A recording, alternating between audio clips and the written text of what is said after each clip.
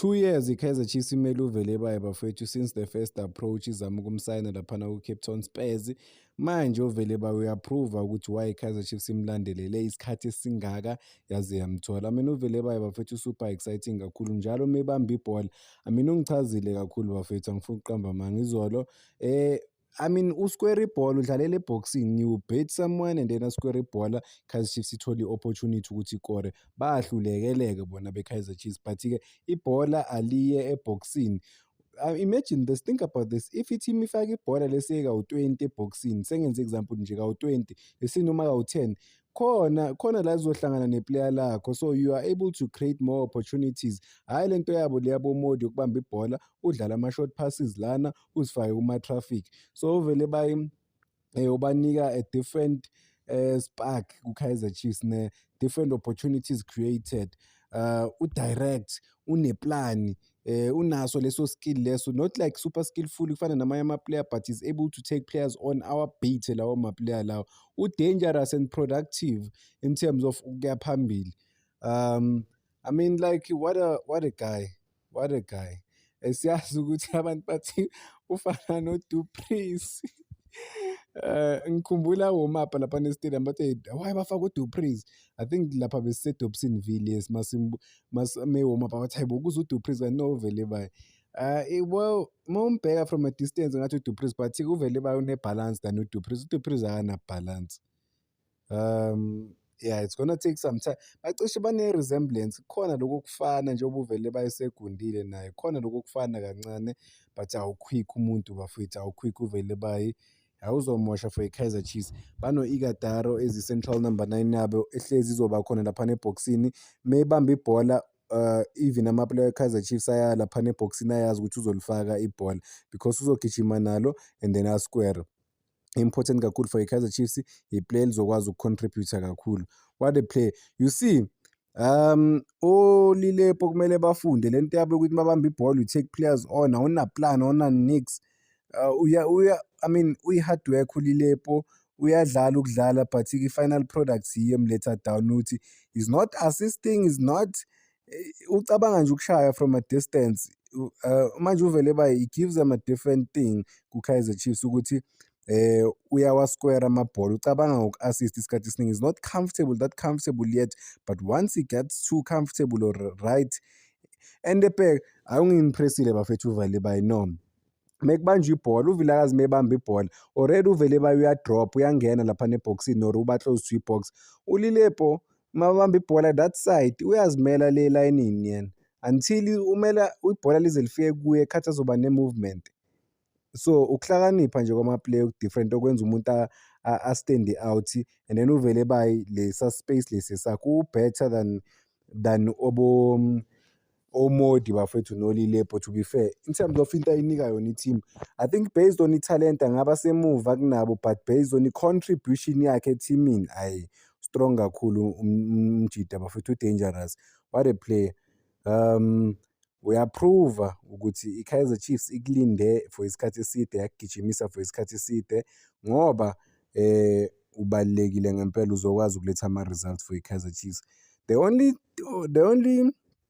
time i-Kaizer Chiefs or i-team ezo-create ama-opportunities alifakwe ibhola eboxini, that's Velebane for you. Ungikhumbuza ama-winger wakudala abamba ibhola square ibhola, abamba ibhola square.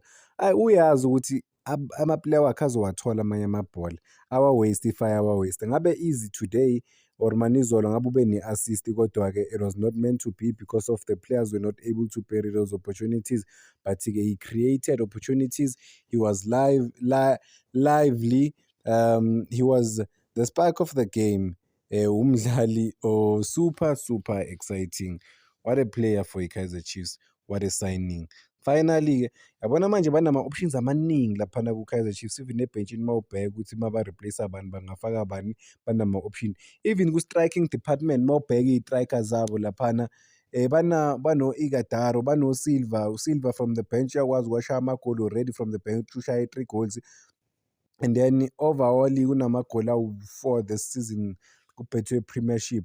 So I mean baspoiled in terms of ama-options nama-choices abangawadlalisa laphana as i-team ku-striking department, kuma-wingers nabo baspoiled. oBatman abakadlali, oHlongwane abakadlali, uLebohang Mabo is getting few minutes, akakabi kugiye right. Once ama-player amaningi aklika kahle, they are back to glory days. They are back to glory days. They are back to competing for the titles. Hey, what a player bafethu. Veleba straight from Cape Town. Cape Town Spurs maybe ne-case might ifuna 10 million yabona ukuthi awungeke wahamba uVeleba madoda umuntu o-exciting kangaka but yeah o-exciting umfethu ngimfisela inhlanhla ukuthi abe grounded abe humble aqhubeke asebenze ngokuzikhandla akwazi ukudeliver ama-results for i-Kaizer Chiefs. Silva uba i-super sub eli-important for i-Kaizer Chiefs uyawasha amagoli straight from ibench but-ke nje into engifuna ukuqala ngayo lana ukuthi i-Kaizer Chiefs ihleli ku-number 2 ina-22 points idlale 11 games ilingana neMamelodi Sundowns ngama-points. Imagine no one thought of this because of just few days back i-Kaizer Chiefs be-under fire but-ke ikwazile ukucollecta ama-2 wins from i-Durban City manje ya-collect i-win ku-Orbit College 6 points leyo 6 points ibathathe yababeka ku-22 points balingana neMamelodi Sundowns. I mean they are back competing for the league. It's up to bona ukuthi they have to keep up and make sure ukuthi they stay competitively.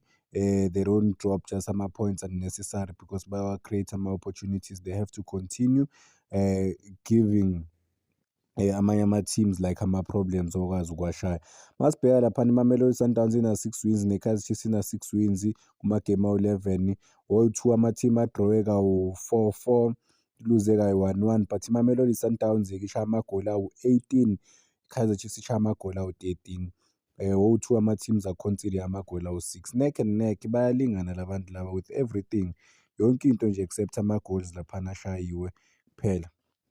Coach we-Kaizer Chiefs uCedric Keza mekhuluma ne-media laphana uthe uShabalala kumele a-improve ngey'ndlela ey'ningi kumele a-contribute more ama-numbers kuma-goals nama-assist. Yeah, uthi he used to take more touches than needed. We're working every day to address that. Yeah, kungcono nkosi yami lento ishiwo ucoach wakhe we-Kaizer Chiefs. Into engiyishilo nayizolo bafowethu mengikhuluma ngayo ukuthi as much as ukorile u-assistile but-ke ushaya ama-extra charge angadingeki laphana uMduduzi Shabalala. Something could easily make him world class if angakwazi ukurelease ama-passes quickly angafuni ukuhold ibhola kakhulu because kula luza khona amabhola and then he gives away ibhola kalula kanti kumele protect ibhola more.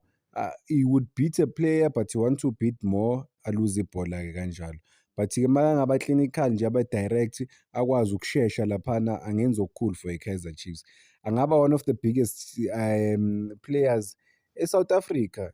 It's doable for him because i-talent unalo just nje kushoda ukuthi i-decision making from yena umfana then kuzokwazi ukukhompyutha nama-best players elikini kubafana bafana uyohleze khona and uma engaqhubeka adlale to this tempo and then alungise lapho nalapho lento le isho ucoach wakhe ukuthi angathatha ama-extra touches unnecessary akwazi ukurelease ibhola ngesikhathi esi-right.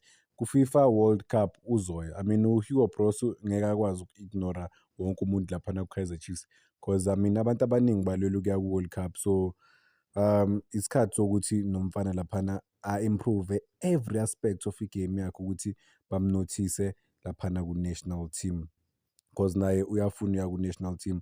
Abadlali baperforma kahle kakhulu obviously ovele baye badilivile. Asingeneni kwezinye-ke nje bafowethu ama-player angakadlali. I was thinking of this thing uBuntle Molifa i-4th goalkeeper choice e-Kaizer Chiefs. I don't know if ulimele or kwenzakalani ngaye but-ke bengike ngambona ejimini this season ngaphinde angisamboni futhi namanje asazi ngempela ukuthi kwenzakalani ngomfana. But-ke I think kumele akwazi ukunika i-opportunity laphana ku-Kaizer Chiefs kuma-game yabo la athola ukuthi sebawina boma-4 kanje awathole lawo ma-few minutes because of i-future ye-Kaizer Chiefs. They can build right now for the future ukuthi bamreplace laphana uPeterson. I mean leyo 5 minutes baloke bamjwayeza umfana because senesikhathi laphana ku-Kaizer Chiefs. I think kuna 4 years or over 3 years but akakadlali nematch eyodwa. Well angakamboni mhlawumbe khona imatch ayidlala but-ke mina angakamboni ngimazela ku-DDC team kuphela but ku-senior team utrainer nabo nje kuphela but ukudlala dololo. So udinga-ke isikhathi, sekuneminyaka phela ku-Kaizer Chiefs. Lawo ma-5 minutes 10 minutes angamsiza kakhulu la i-Kaizer Chiefs ina-less pressure, inganayo i-pressure serious, inamagoli i-leader. Kufana nayizolo i-Kaizer Chiefs ishaye 4 goals bebangakwazi ukum-introduce-a kancane kancane umfana, u-ready ukuthi angadlala. I wanna go to this moment le ubani uSaddam noma ubani lo ababa lo bafethu o-support i-Kaizer Chiefs kakhulu and kudala alandela ibhola lase-South Africa, especially i-Kaizer Chiefs. Uthe yena uthanda i-Kaizer Chiefs more than umfazi wakhe. Uthi nje makungamele a-choose between umfazi wakhe ne-Kaizer Chiefs angachuzela i-Kaizer Chiefs. So wamtshela nje straight nomfazi wakhe ukuthi ngithanda i-Kaizer Chiefs. But he went on to explain which was important, the way ayichaze ngakhona lento leyo, uthi makaye estadium uba free, kusho ukuthi akakwazi ukucabanga ngey'nkinga zakhe, uyajabula makese-stadium. Kusho ukuthi endlini akaphatheki kamnandi more than ne-stadium, right? Which is important because of ibhola lidlala i-big role for abantu abaningi. I remember I was interviewing this guy e-stadium, angitshela same thing, athi badila nezinto ey'ningi, so kuyobukela i-Kaizer Chiefs laphana e-F_N_B Stadium kubanika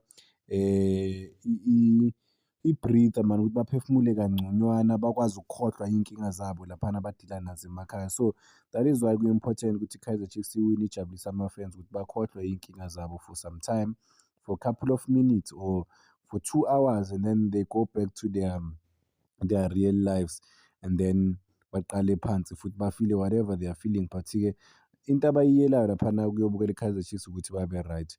Thabiso Monyane bafethu, what a player, what a superstar, what a star, ukwazile ukuperforma yet again for i-Kaizer Chiefs, kwazile ukushaya i-assist. Kaizer Chiefs is still undefeated makudlala uThabiso Monyane. Njalo uyadeliver umfana. Yabona if ikhona i-jackpot abayibambile, babambe i-jackpot ngempela ngoThabiso Monyane ukumsayina mahhala from Orlando Pirates. Siyazi ukuthi bekunama-risk ukuthi udila ngezinto zama-injuries and stuff, but-ke is repaying i-Kaizer Chiefs greatly ngokuthi bakwazi ukumsayina bamlethe laphana eNaturena.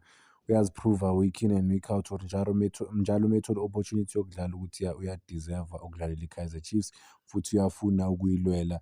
Nama-performances wakhe, big performance after big performance. Akaze alethe i-Kaizer Chiefs down since efikile laphana ku-Kaizer Chiefs. So I mean iplayer elibaluleke kakhulu for i-Kaizer Chiefs. Asikhave eze-CAF bafethu kancane before nje simuvela kwezinye. I-Kaizer Chiefs izodlala ne-Zesco United le yase-Zambia, i-head to head. 2019 badlala ne-Zesco, i-Zesco yabashaya home and away, cabanga, home and away. So I mean bafuna i-revenge, because bathe bona they're one of the biggest teams on the African continent, so kumele bakuprove lokho inside the field of play, bakwazi ukushaya. I mean there's no reason ukuthi i-Kaizer Chiefs ishaye i-team yase-Zambia bafethu. Financial muscles ama-team yase-Zambia, they are far behind from i-Kaizer Chiefs, so it makes no sense ukuthi i-Kaizer Chiefs ingayishayi. I mean i-biggest test for i-Kaizer Chiefs iZamalek le abazodlala nayo late this month ne-Al Masry le yase-Egypt. So I'm expecting ukuthi e-home bayishaye iZamalek, ayikho enye, because of if uyahluleka ukushaya iZamalek e-F_N_B Stadium, what about e-Egypt? Uzolithwala idombolo. I'm just quoting this, uzolithwala ngempela idombolo. So they gotta win, they have to win ama-matches wabo. Ku-important kakhulu ukuthi bakwazi ukuwina ama-matches wabo. Cabanga ukuthi kula ma-matches lawa bazowadlala before i-CAF, bazoya kuwo bane-confidence, considering the fact that baku-good run naseligini, baya-compete for a-league. Ku-CAF-ke bazodlala 6 games, so bona ukuthi bazowina ama-game awungaki laphana. But-ke I'm expecting ukuthi if khona i-team emele bayishaye home and away, i-Zesco. The worst result ukuthi bashaye home badraw away. But if abakwazi ukuyishaya i-Zesco United home and away, basazodlala nawo uZamalek, ama-match azoba nzima, especially ama-team ase-Egypt lawa yi-2, iZamalek ne-Al Masry, azoba nzima kakhulu. So but e-home kumele bazame ukuwina each and every game le abayidlalayo. So ngeyi-23 or so lapho nje, but ama-dates angatshentsha because of babavulela amalanga awu-3 ukuthi bachoose wona. Ngeyi-23 Al Masry ba-away Egypt, ngeyi-30 iZamalek, and then-ke until next year-ke, and then bazodlala ne-Zesco lapha eZambia ngeyi-21 January, ngeyi-1 February bazodlala e-home ne-Zesco, and then-ke imatch yabo yokugcina bazodlala neZamalek laphana away e-Egypt, and then i-Al Masry bazodlala naye home nge-8 February. Peterson nabanye abantu laphana ku-Kaizer Chiefs ababhekiwe ukuthi bazokwazi ukulida, abazoba-leader to continental level or continental glory. Kuma-group stages, I think they will set a tone if bayakwazi ukushaya iZamalek, ukubonisa nje ama-teams across the continent ukuthi bazokhompitha bayi-Kaizer Chiefs, ayikho i-team abayisabayo abazokwazi ukuyishaya iZamalek at home. So sibafisela inhlanhla ku-continental level. Think okunye esingaku-mention ukuthi uPeterson bafethu bekaku-good run enhle kakhulu, enama-clean sheets unama-clean sheets a-right kakhulu laphana ku-P_S_L, because of in history of i-P_S_L ku-Kaizer Chiefs akekho u-goalkeeper ku-Kaizer Chiefs oke wadlala 10 games elikini, waqala nje first 10 games and then waba nama-clean sheets awu-7. So Peterson une-record elihle kakhulu ngama-clean sheets wakhe, and I liked ukuthi ngimbonile izolo ukuthi ukwazile even ukusave ushaya ama-crucial saves for i-Kaizer Chiefs, because of when he was attacked ubonisile ngempela ukuthi akusiyi-fraud, because of kuyenzeka ukuthi u-goalkeeper abe yi-fraud, sibone ngathi u-goalkeeper u-good but hhayi uyi-fraud ngoba bamthesti. When he's tested ukhona, unama-good reflexes, uyakwazi ukulwa, uyakwazi ngempela ukuphusha i-team to greater heights. So that would be expected throughout the season ukuthi uPeterson adeliver for i-Kaizer Chiefs, but abaningi abadlali abadlalile kahle for i-team aba-create ama-opportunities. Sobona nalaba abanye abakuma-injuries aba-recover-rayo, and then ubani why am I forgetting, uMarco njengoba ubuyile laphana ethimini kuthiwa se-ready ukuthi a-train fully ne-team, given imsimango sokunesikhathi naye a-trainer ne-team. After international break, I think bazoba available abadlali abaningi laphana ku-Kaizer Chiefs, kuzoya ngabo coach ukuthi bafuna ukubadlalisa, then babadlalisa kanjani, but abane-squad esikhulu esingakhompyutha. Even nama-players amasha abawa-introduce-ayo, they are raising the bar, bayafuna ngempela ukulwela i-team ukuthola ama-results for i-Kaizer Chiefs. Continental level, they are ready to go all out and give their best in order to establish themselves ku-continental level as ama-powerhouse wase-South Africa. Bangahlulwa yini vele bafethu ukulwa laphana ukuthola ama-results ku-continental level? I don't think khona into ezobahlula, yibo kuphela abangazidobha, but-ke something enhle laphana lokhunjana eNaturena eyenzakalayo or ku-Kaizer Chiefs esingayihlonipha. We just have to wait and see, sibone ukuthi izinto zizobahambela kanjani. Bayafuna ukukhompyutha, bayafuna ukulwa. Danko bafethu, ngicela ningakhohlwa uku-like and subscribe, making sure ukuthi le page bafethu lufika ku-15,000 subscribers. Danko.